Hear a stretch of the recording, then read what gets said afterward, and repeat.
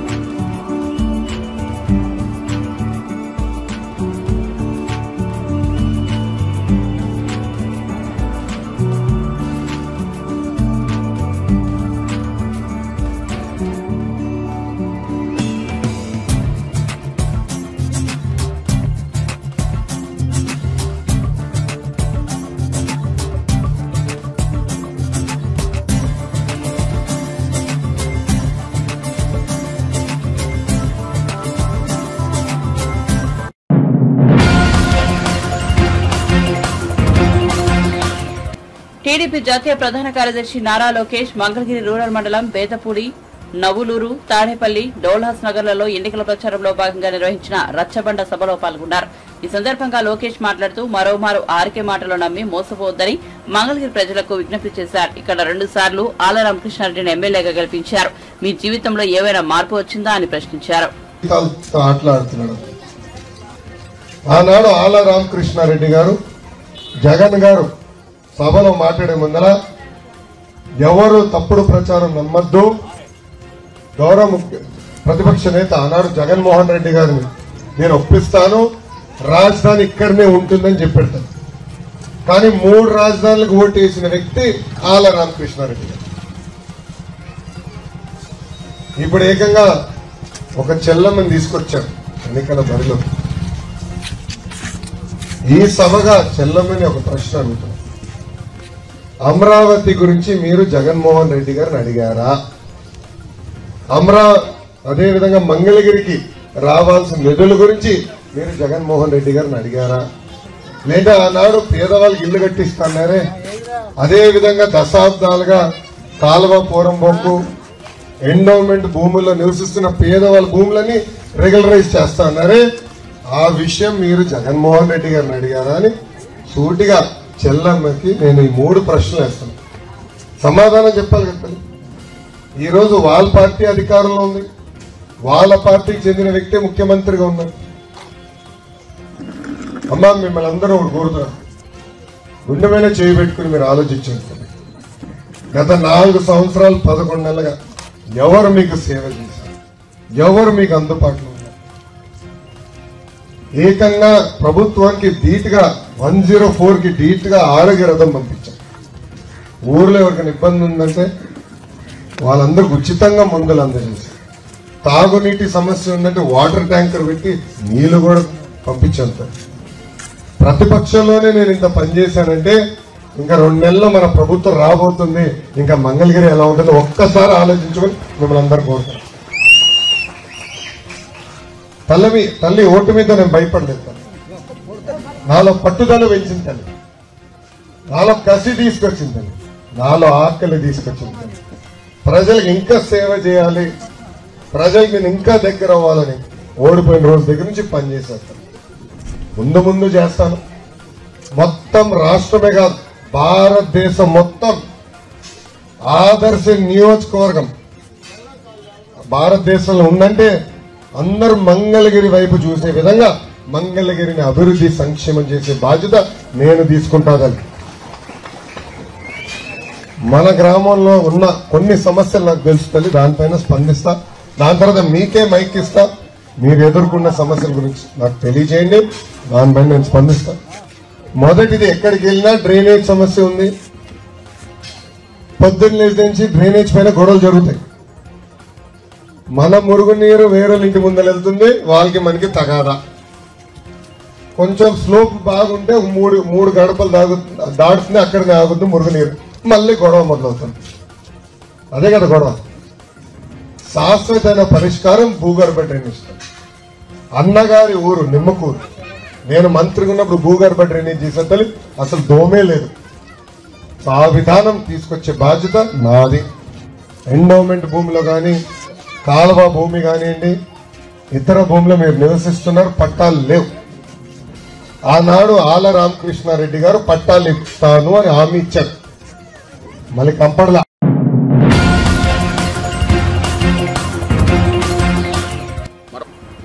SC వర్గీకరణ లక్ష్యం ప్రధాని నరేంద్ర మోదీతోనే నెరవేరుతుందని ఎంఆర్పీఎస్ వ్యవస్థాపక అధ్యక్షుడు మందకృష్ణ మాదిగ అన్నారు.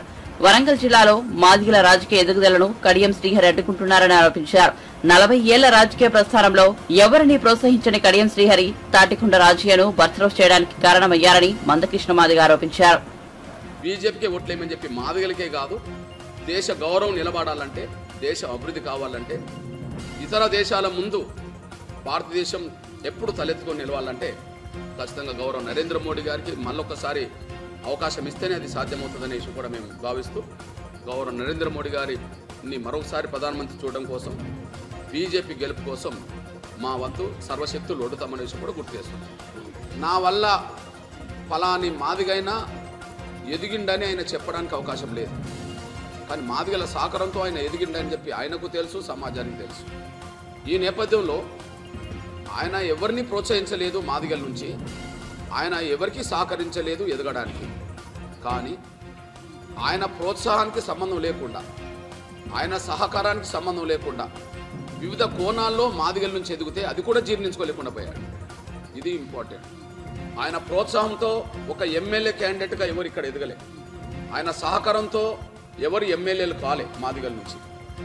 కానీ ఆయన సహకారం లేకపోయినా, ఆయన ప్రోత్సాహం లేకపోయినా, ఆయన అండదండ లేకపోయినా మాదిగల నుంచి ఒక ముగ్గురు ఎదిగినట్టుగా ఇప్పుడు ఉంటే, ఆ ముగ్గురి రాజకీయ జీవితానికి, ఆ ముగ్గురు రాజకీయ జీవితం ఎదుగుదలకి అడ్డుకున్నది కడియం శ్రీహరి అనేసి రుజువు అవుతుంది. ఎగ్జాంపుల్, కడియం శ్రీహరి గారు టీడీపీలో ఉన్నప్పుడు రాజన్న ఏం టీడీపీ కాదు, ఆయన ప్రోత్సాహంతో ఎదిగినోడు కాదు. అంటే రాజన్న ఎదుగుదలకు కడియం శ్రీహరికి సంబంధం లేదు.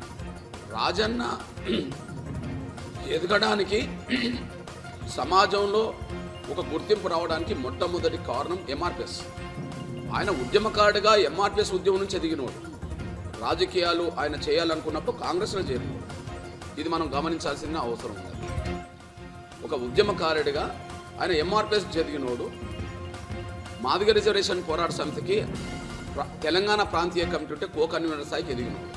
ఒకరోజు మేమిద్దరం బెల్లంపల్లి నుంచి వరంగల్ వస్తున్న మార్గ మధ్యలో ట్రైన్లో, అన్న ఎన్నికలు రాబోతున్నాయి కాబట్టి నేను రాజకీయంగా ఒక నిర్ణయం తీసుకుంటాను, కాంగ్రెస్లో చేరడానికి నాకు అవకాశం ఉన్నది, నేను చేరుతానంటే, ఉద్యమం నడిపే మేము నడపాలి కానీ ఎవరన్నా ఎదుగుతున్నప్పుడు వాళ్ళని ప్రోత్సహించాలని మేము గ్రీన్ సిగ్నల్ ఇచ్చాం. ఆ కోణంలో కాంగ్రెస్లో చేరారు. మనం గమనిస్తే ఆయన రాజకీయ జీవితం కాంగ్రెస్ నుండి వచ్చింది తప్ప కడియం శ్రీహరి ప్రోత్సహిస్తే వచ్చింది కాదనే విషయం మీరు దృష్టిస్తున్నాం. కాలక్రమంలో ఈయన తెలంగాణ ఉద్యమంలో భాగంగా తెలంగాణ కోసం టీఆర్ఎస్లో చేరడం, తెలంగాణ వస్తుందని తెలిసి కడియం శ్రీహరి టీఆర్ఎస్లో చేరడం, కాంగ్రెస్ నుంచి ఒకరు, టీడీపీ నుంచి ఒకరు టీఆర్ఎస్లో చేరారు. ముందు టీఆర్ఎస్లో చేరింది మాదిగ సామాజిక వర్గం నుంచి రాజన్న కాబట్టి ఆయనకు ఎమ్మెల్యేగా అవకాశం మళ్ళా వచ్చేసింది. కాంగ్రెస్ టీడీపీలో ఇద్దరు పోటీ చేశారు వేరువేరుగా. తెలంగాణ వచ్చిన వెంటనే డిప్యూటీ సీఎం హోదాకు రాజన్న ఎదిగింది. అంటే తెలంగాణలో ఎంఆర్పిఎస్ ఉద్యమ నేపథ్యం నుంచి ఎదిగిన మా రాజన్న తెలంగాణ ప్రభుత్వంలో 2వ స్థానానికి ఎదగడం అనేది ఒక మాదిగ ఉద్యమకారులుగా మేము గర్వపడతాం.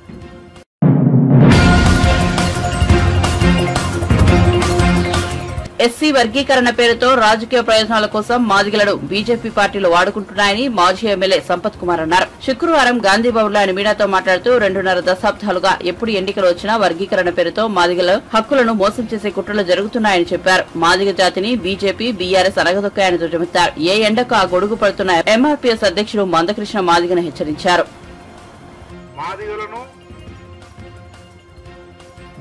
మాదిగల రిజర్వేషన్ ఏబిసిడి వర్గీకరణను ఎన్నికల్లో పావుగా వాడుకునేటువంటి కుట్ర జరుగుతూ ఉంది. దాదాపు 2-3 దశాబ్దాలుగా ఉమ్మడి ఆంధ్రప్రదేశ్లో కానీ ఈరోజు తెలంగాణ రాష్ట్రంలో కానీ మాదిగల ఆత్మగౌరవాన్ని, మాదిగల హక్కును, రాజ్యాంగబద్ధంగా మాదిగలకు ఉన్నటువంటి స్వేచ్ఛను రాజకీయ ప్రయోజనాల కొరకు వాడుకుంటడం మంచి పద్ధతి కాదు అని తీవ్రంగా హెచ్చరిస్తా ఉన్నాం. అది మందకృష్ణ మాదిగ కానీ, భారతీయ జనతా పార్టీ కానీ, టీఆర్ఎస్ బీఆర్ఎస్ పార్టీ కానీ. ఎస్సీల వర్గీకరణ అన్నది ఏదో పెద్ద బ్రహ్మ పదార్థం అన్నట్లు, దాంట్లో ఏదో పెద్ద చిక్కు ముడులున్నట్లు, ఎంతో మంది ఏదో చేస్తే తప్ప కానట్లు దాన్ని పెద్ద బూచిలాగా చూపి రాజకీయానికి వాడుకోవడానికి ప్రయత్నం చేస్తా ఉన్నాయి 2 పార్టీలు. ఆ 2 పార్టీల గొడుగు కింద సమయాన్ని బట్టి ఈ గొడుగు కింద, ఇంకో సమయాన్ని బట్టి ఆ గొడుగు కింద మాట్లాడుతున్నటువంటి మందకృష్ణ అన్నయ్య గారికి కూడా విజ్ఞప్తి చేస్తా ఉన్నాం. మన జాతి ఆత్మ గౌరవాన్ని ఎన్నికల కొరకు, రాజకీయ పార్టీల స్వలాభం కొరకు వాడుకోవడం మంచి పద్ధతి కాదు అని చెప్పి హెచ్చరిస్తా ఉన్నాం, విజ్ఞప్తి చేస్తా ఉన్నాం. వర్గీకరణ అన్నది నేను ఇంతకుముందు చెప్పినట్లు బ్రహ్మ పదార్థం ఏం కాదు. రాష్ట్ర ప్రభుత్వాలు తీర్మానం చేసి కేంద్ర ప్రభుత్వానికి పంపిస్తే కేంద్ర ప్రభుత్వం ఒక నిర్ణయం తీసుకొని రాజ్యాంగంలోని ఆర్టికల్ 341/A ను అమెండ్మెంట్ చేసి ఈ ఎస్సీలను ఏబిసిలుగా వర్గీకరించే అధికారాన్ని రాష్ట్రాలకు కట్టబెట్టడం అన్నది అంశం.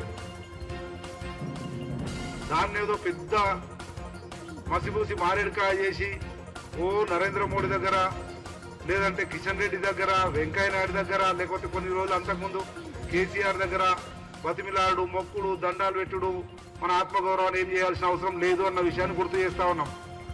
ఆ 341A ఆర్టికల్ను అమెండ్మెంట్ చేయమని, సవరించమని గర్వంగా చెప్తా ఉన్నాం. మేమందరం కాంగ్రెస్ పార్టీయే మొదటి అడుగు వేసింది, అది మేము చెప్పడం కాదు.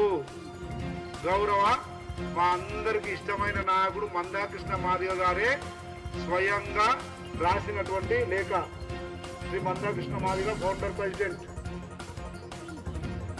ఈ మాదిగల వర్గీకరణ పోరాటం ఏదైతే స్ట్రగుల్ ఫర్ ఎగ్జిస్టెన్స్ దానికి సంబంధించి సోనియా గాంధీతో, రాహుల్ గాంధీతో వారి ప్రయాణం ఏ రకంగా కొనసాగింది, ఈ రిజర్వేషన్లకు కాంగ్రెస్ పార్టీ, సోనియా గాంధీ, రాహుల్ గాంధీ ఏ రకంగా సహకరించిందన్నది సందర్భోచితంగా మందకృష్ణ గారు చెప్పింది మేము చెప్తా ఉన్నాం.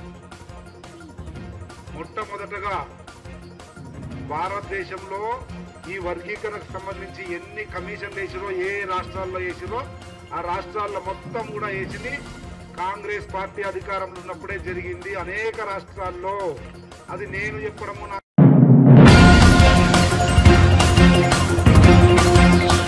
బేగంపేట పోలీస్ స్టేషన్ పరిధిలోని రసూల్పురా జైన్ కాలనీలో ఓ ఇంట్లో చొరబడి దొంగతనానికి యత్నించిన దుండగులను తన మీదకు తల్లి కుమార్తెలు చేసిన సాహసం స్ఫూర్తిగా నిలుస్తోంది. దుండగుడి చేతిలో తుపాకీ ఉన్నా ఏమాత్రం వణుకు వెనుకు లేకుండా వారిద్దరూ ఎదిరించిన తీరు మహిళా శక్తిని మరోసారి చాటింది. ఆ తల్లి కుమార్తెల ధైర్య సాహసాలను ఇచ్చిన Secunderabad north zone DGP Rohini Priyadarshini శుక్రవారం వారిని సన్మానించారు.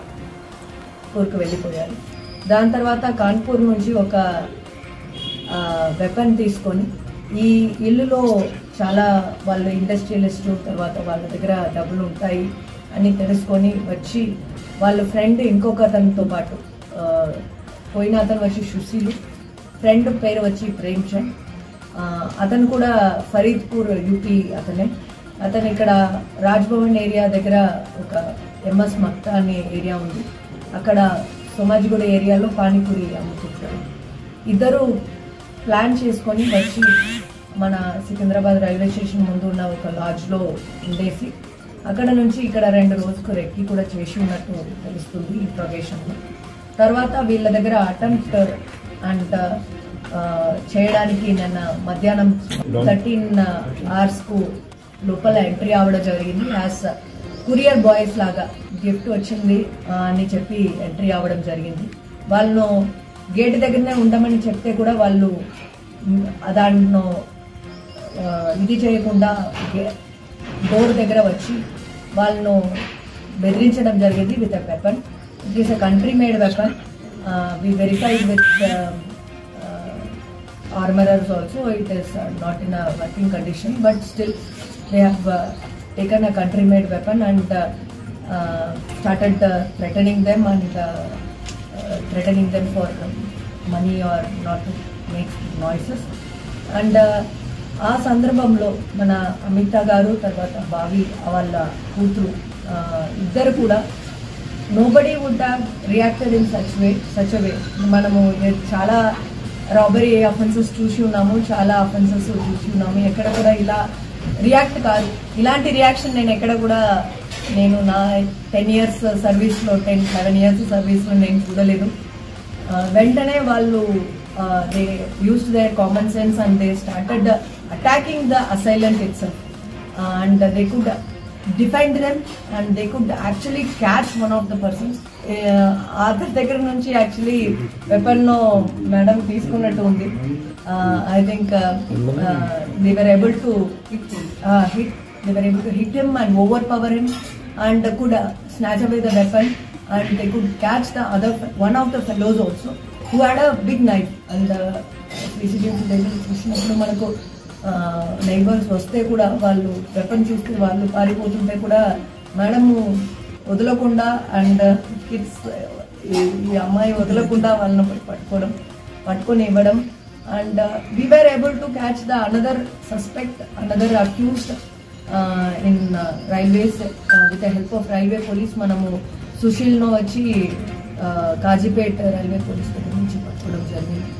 వాళ్ళకు కోఆర్డినేట్ చేసి మన ఇన్స్పెక్టర్ అండ్ ఏసీపీ ఫాస్ట్గా కోఆర్డినేట్ చేయడం వల్ల, ఇన్ఫర్మేషన్ పాస్ చేయడం వల్ల, దానివల్ల మనకు పట్టుకోవడం జరిగింది. సో వీళ్ళని ఇంట్రాగేట్ చేస్తున్నాము. ఇప్పుడు ఇంకా వేరే ఏమైనా అఫెన్సెస్ ప్లాన్ చేశారా లేదు ఇంతకుముందు ఏమైనా చేశారన్నది కూడా వెరిఫై చేస్తున్నాం. తర్వాత వెపన్ ఎక్కడ నుంచి తీసుకొచ్చారు, తర్వాత ఎలా వాళ్ళకు వెపన్ దొరికింది, ఇది illegal weapon, it's not proper weapon, it is unlicensed and country made weapon, అది కూడా వెరిఫై చేస్తున్నాం. Once we get all the information we will definitely.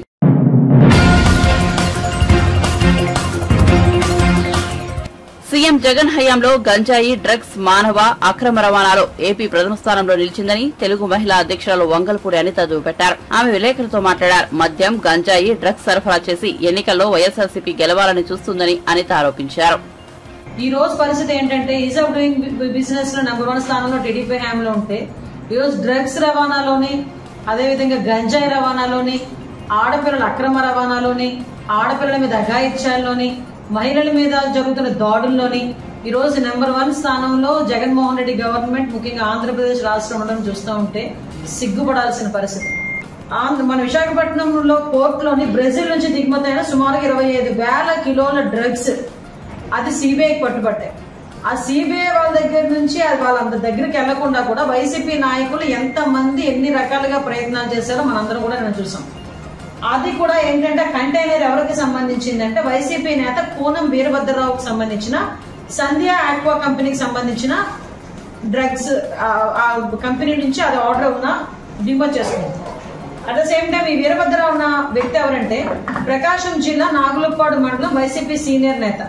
అతను విజయసాయి రెడ్డి గారికి అతి సన్నిహితుడు. ఇలాంటి వాళ్ళందరూ కూడా అంటే ఎలక్షన్ మూమెంట్ లో మద్యంతోని, గంజాయితోని, డ్రగ్స్ తోని కూడా ఓటర్లను ప్రలోభపెట్టి ఓవరాల్ గా చెప్పాలంటే వాళ్ళు తిరిగి అధికారం చేజిక్కించుకోవడానికి దిగజారు రాజకీయాలు చేస్తున్నారని చెప్పడానికి ఇది ఒక ఉదాహరణగా భావించవచ్చు. బ్రెజిల్ అధ్యక్షుడు ప్రెసిడెంట్ లులాడ్కి శుభాకాంక్షలు తెలియజేసిన అధ్యక్షుడిగా ఎన్నికైన వెంటనే శుభాకాంక్షలు తెలియజేయాల్సిన అవసరమే వచ్చింది. విజయసాయి రెడ్డి గారు అతను కరెక్ట్ గా విజయసాయి రెడ్డి గారు 2 ఏళ్ల క్రితం బ్రెజిల్ అధ్యక్షుడిగా ఎన్నికైన ప్రెసిడెంట్ లులాడ్ సిల్వాకి శుభాకాంక్షలు కూడా తెలియజేశాడు. అంటే బ్రెజిల్ కి ఇక్కడ విజయసాయి రెడ్డికి ఇక్కడ బ్రెజిల్ కి ఇక్కడ ఉన్న వైసీపీ నాయకులకి మధ్యలో ఏంటి అంత సత్సంబంధాలు ఏంటి? ఈ రోజు ఎలక్షన్ టైంలో ఒక వాలంటీర్లు స్థాయిలో ఉన్న వ్యక్తులు కొంతమంది నా మీద ఇలా బురద జల్లే ప్రయత్నం చేస్తున్నారు కాబట్టి వాళ్ళ మీద చర్యలు తీసుకోవాల్సిందిగా ఈసీకి పెడతా. ఒకటి చెప్తున్నా వాలంటీర్లకి కూడా, ఈ రోజు మీరు వాలంటీర్లు మీరు ఏదో అనుకుంటున్నట్టున్నారు. ఈ 5 సంవత్సరాలు అయిన తర్వాత కనీసం మీ రెజ్యూమ్ లో రాసుకోవడానికి వాలంటీర్ ఉద్యోగం ఇస్తే అని రాసుకుంటే మీకు జీవితాలు కూడా ఉండవు. లేకపోతే ఏ ఉద్యోగానికి వెళ్లాలన్నా ఈ 5 సంవత్సరాలు చేసి మీ వాలంటీర్ ఉద్యోగానికి ఏదో జగన్మోహన్ రెడ్డి మీకు 5,000 ఇచ్చాడు. నిన్న మొన్న మీ అందరికీ తెలిసిందే, ఇక్కడ లోకల్ ఎమ్మెల్యే కూడా ప్రతి ఒక్క వాలంటీర్కి 5,000 పంచాడు. ఆ సంగతి ఏదో పేపర్లో చూస్తే కాదు, వాలంటీర్లే చెప్తున్నారు బయటకు వచ్చి మాకు 5,000 ఇచ్చారని. ఆ 5,000 కక్కుర్తిపడ్డారంటే మీ జీవితాలు నాశనం అయిపోతుంది. ఎందుకో తెలుసా, ఈ 5,000తో అయిపోయింది. రేపు పొద్దున్న వాలంటీర్ అని పేరు చెప్తే కనీసం ఏ కంపెనీ వాడు కూడా మీకు ఉద్యోగం కూడా ఇవ్వడానికి సిద్ధపడట్లా. ఈ రోజు మీరు అంత చించుకుంటున్నారు. ఈ రోజు మీ మీద ఎవడో ఒక కేసు పడితే రేపు పొద్దున రక్షించేవాడు ఎవడో ఉండట్లేదు మీకు. కాబట్టి ఇప్పుడు ఆల్రెడీ ఎలక్షన్ కోడ్ వచ్చింది. యాజ్ పర్ ఎలక్షన్ నామ్స్ ప్రకారం మీరు కూడా పనిచేయండి. అలా ఉంటే ఫర్దర్ గా మీకు ఒక భవిష్యత్ అయినా ఉంటుంది. లేదు జగన్మోహన్ రెడ్డి మేము గురించి మేము గొడ్లు చింపేసుకుంటాము, మేము నోటుకొచ్చినట్టు మాట్లాడతాము, నోటుకొచ్చినట్టు రాస్తాము అనుకుంటే కనుక డెఫినెట్ గా మీ జీవితాలు పనంగా పెట్టే పరిస్థితి మాత్రం కనిపిస్తుంది.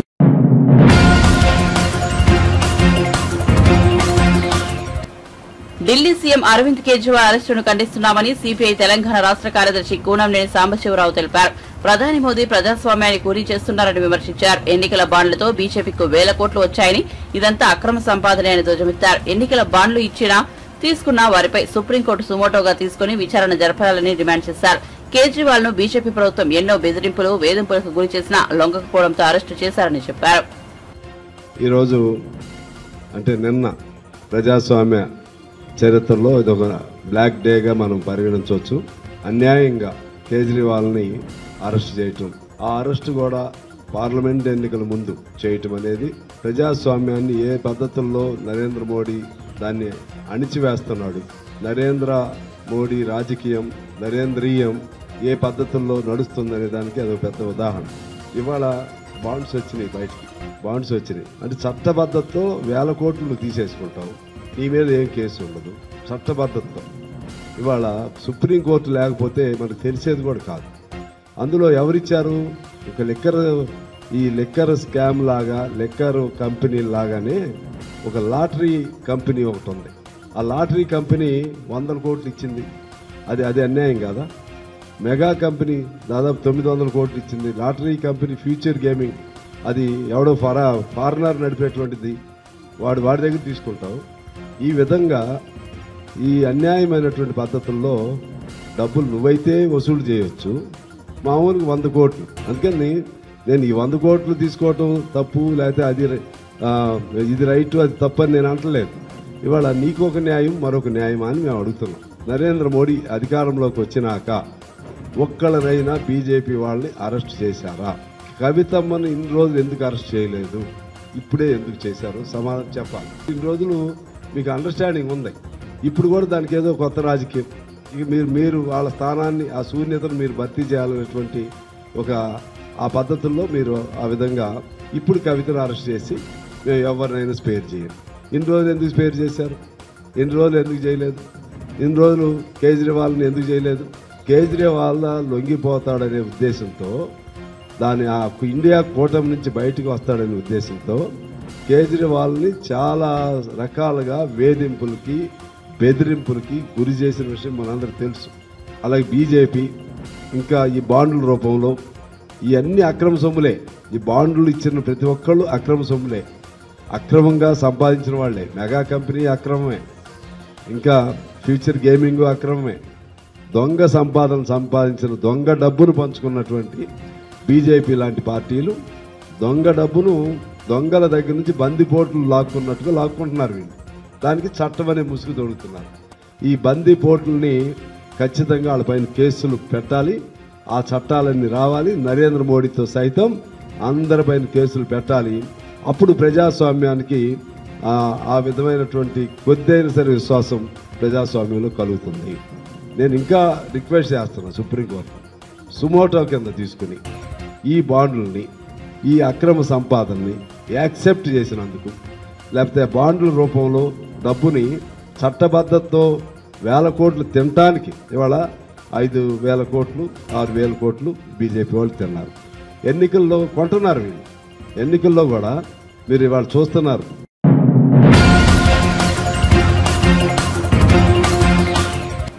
లంచం తీసుకుంటూ Mahabubabad sub register officer red handed గా దొరికిపోయారు. ఓ రిజిస్టర్ విషయంలో సబ్ రిజిస్టర్ తస్లిమా డబ్బులు డిమాండ్ చేసిందని ఏసీబీకి వచ్చిన సమాచారం మేరకు మహబూబాబాద్ సబ్ రిజిస్టర్ కార్యాలయంలో దాడులు నిర్వహించారు.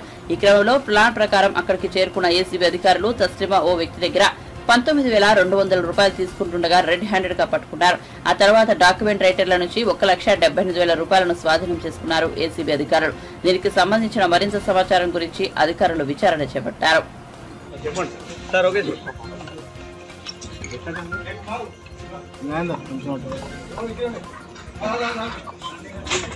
Print and electronic media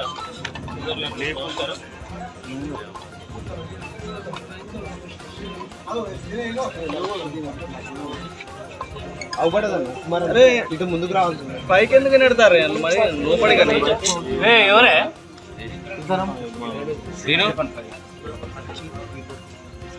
print and electronic media సోదరులకు నమస్కారం.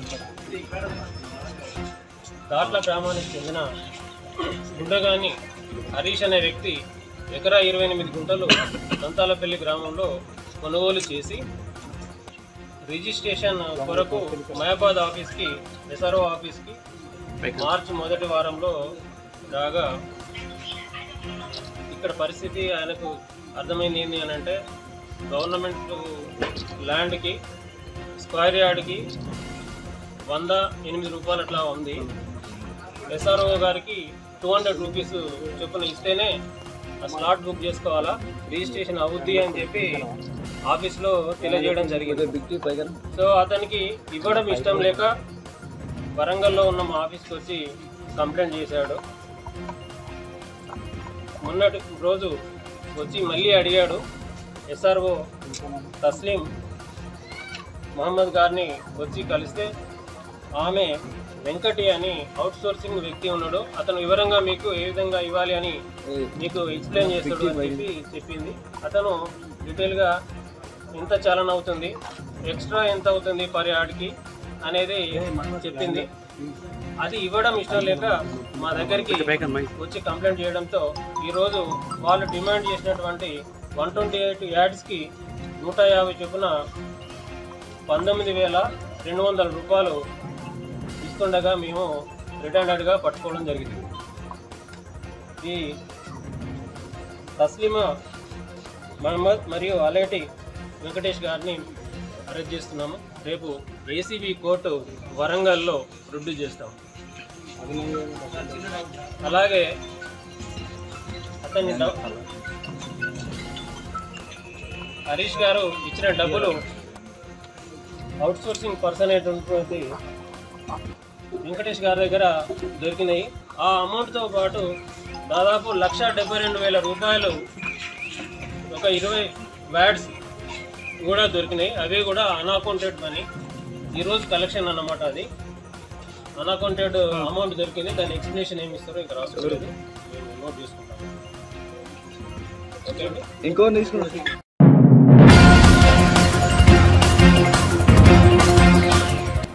ప్రముఖ హీరోయిన్ రోజా సెల్వమణి సినిమా ఇండస్ట్రీలో తనకంటూ ప్రత్యేక గుర్తింపు తెచ్చుకుంది. కేవలం నటిగానే కాకుండా ఆంధ్రప్రదేశ్ రాష్ట్ర రాజకీయాల్లో డైనమిక్ నాయకురాలుగా వరుస విషయాలతో దూసుకుపోతోంది. ఆమె తెలుగుతో పాటు కన్నడ, తమిళం, మలయాళం భాషల్లో 100కు పైగా సినిమాల్లో నటించిన విషయం తెలిసిందే. తాజాగా ఒకప్పటి హీరోయిన్ మంత్రి రోజాకు సంబంధించి జీవిత చరిత్ర బుక్ ను శుక్రవారం రిలీజ్ చేశారు. రంగుల ప్రపంచం నుంచి రాజకీయాల్లోకి అనే పేరుతో రోజా జీవిత చరిత్ర రచించడం జరిగింది. ఈ బుక్ ను అంబటి రాంబాబు, భూమన కరుణాకర్ రెడ్డి చేతుల మీదుగా విడుదల చేశారు. ఈ కార్యక్రమంలో రోజా భర్త, తమిళ డైరెక్టర్ సెల్వమణితో పాటు సింగర్ మనో పాల్గొన్నారు.